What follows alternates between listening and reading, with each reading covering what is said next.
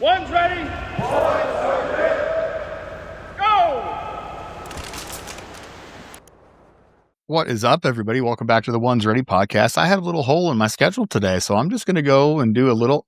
I understand Peaches does the daily drop, but there's some news stories that I wanted to talk about that I'm just going to put out there. Mainly because, number one, there are no podcasters like special operator dudes that do reactions to news. Certainly no PJs. There are no PJs that have entire platforms where they just read news headlines and talk about them. So I figured there was a space for it.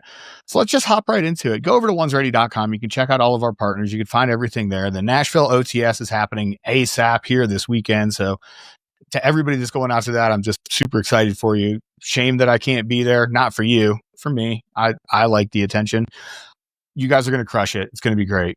Chris, back from his little road trip, and he's ready to go, and he's super excited about it. And Peaches and Trent there as always. The madman Taylor Starch just salivating over hurting you guys on the mobility field. So I'm excited for you. It's going to be a good time. But go over to onesready.com. You can find everything there. You can go to operatortrainingsummit.com and check out the Operator Training Summit page, and then maybe sign up, and then we'll come talk to you, and we'll do them as long as you guys want to. Anyway, let's get into this first one. This is my funniest news story probably of the week. He lost us. Generals, senior officials say trust in Hegseth has evaporated. All right. So here's the thing. When they release these news stories, some dork that shouldn't be allowed to talk to news story pages just starts talking, and they say dumb things like this. And then they take that small thing that this one person said, and then they make you believe that everybody feels that way. It's called astroturfing. A very vocal minority of people will say a thing, and then that vocal minority's opinion is projected in such a manner that would make you believe that everybody feels that way. It's called astroturfing. It's a thing that you can recognize now and you can avoid. This is astroturfing. Defense Secretary Pete Hegseth has lost trust and respect of some top military commanders with his public grandstanding, widely seen as unprofessional, and the personnel moves made by the former cable TV host, leading to an unprecedented and dangerous exodus of talent from the Pentagon, said current senior military officers and current and former Defense Department officials. All right. I'm a former Defense Department official. Okay. I don't feel that way. Are you going to write a news story on it now? This is, if you look at the funny way that this is even constructed, grandstanding, seen as unprofessional, personal moves made by the former cable TV host, not the former major combat veteran, not the, nothing to do with his military service. Why would you even include former cable TV host in there? Why would you need to say what his job is? Why wouldn't you just say that it's Pete Hegseth doing it? You name him. You don't have to give the qualifier. He's a former cable TV host. It's the most low-hanging fruit. That's a room temperature IQ take to get through this first paragraph here. Here's the thing. The rest of this article goes on. It's a massive waste of time. They were speaking, one current Army general told the, my microphone almost fell out on the site.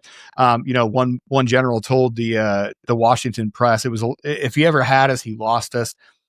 Bro, so you got mad that you had to go to this meeting and get yelled at because you haven't been yelled at in a long time, and that's why you're upset about it? I don't know who you're talking about. He lost us. Everybody in the military, like overwhelming majority of people in the military, like what Hegseth is doing. I don't know how many times on how many group chats. Maybe it's just my small focus group. Let's say that. Maybe it's just everybody that I talk to tangentially. I've seen people even have to reluctantly be like, well, I thought Pete Hegseth was a joke, but he's getting stuff done. Yeah. He ran the most successful bombing campaign of the modern era with Operation Midnight Hammer. He's the Secretary of Defense. He's the one that approved the plan and takes the plan to the president's like, we can do this. No American casualties, in, out, destruction, and gone. Pretty good for a former cable TV news host. I just don't understand why you take, one little opinion. We talked about astroturfing, right? One little opinion. Oh, if he ever had us, he lost us. That's one Army general. I don't know. The guy's probably fat. Want to bet? You want to bet what his height and waist looks like? A little fun from the sports world. I know Trent hates sports ball, but I like sports ball. Who would actually like this story because it's not about sports ball. It's about gambling and the FBI.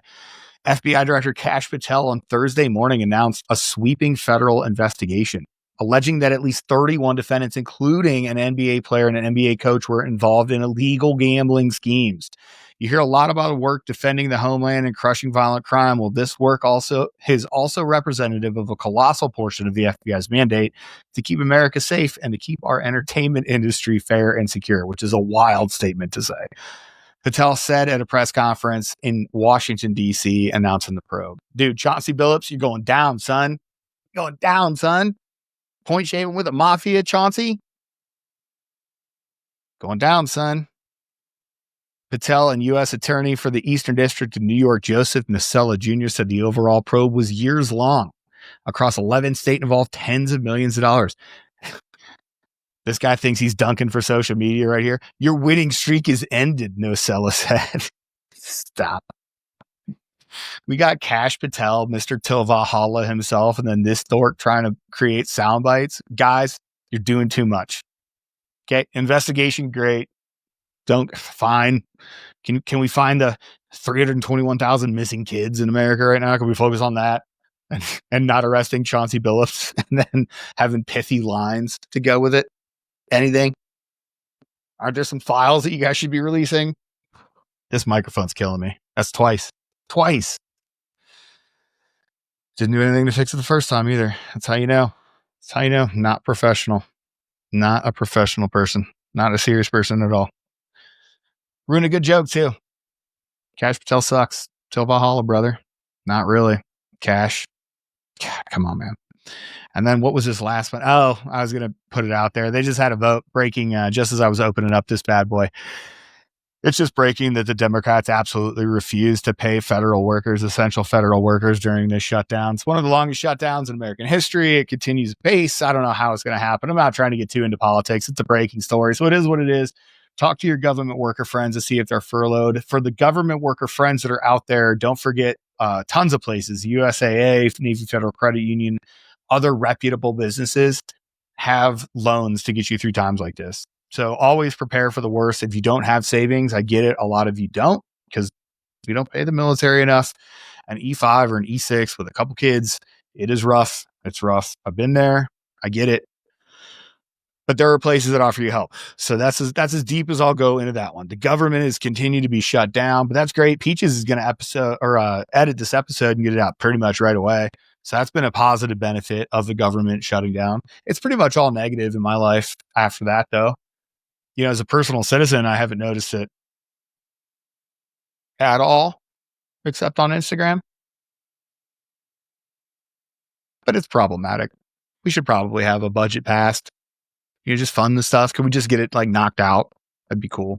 It'd be cool if we weren't. I think that's the point. It's not that I super care that the government is shut down. It's that, yeah, I wish we could just figure it out and go on with business.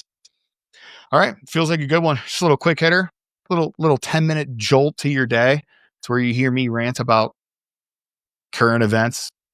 Remember, generals that have lost faith in Pete Hegseth, I want to close on this one. You're the same dudes that oversaw GWAT in Afghanistan and Iraq, General. You're the same people that led us through the retreat of Afghanistan and HKIA, and were never held accountable for it, General. General, you're the one that led us through the worst time to be in the military, 2015 to like 2025. The worst time culturally to be in the military, probably ever. Maybe like I wasn't there in Vietnam. I imagine it's pretty bad there too. Culturally, we were doing just wacky stuff that we should have never been doing. My personal opinion. You oversaw that. Okay. So when you say, oh, we've lost faith in them, do we really need you though? Or should you do what old men do, which is retire? Go to Monticello like Jefferson did. Okay, bye. Thanks for coming out, everybody. Like, subscribe. It's free. Appreciate you.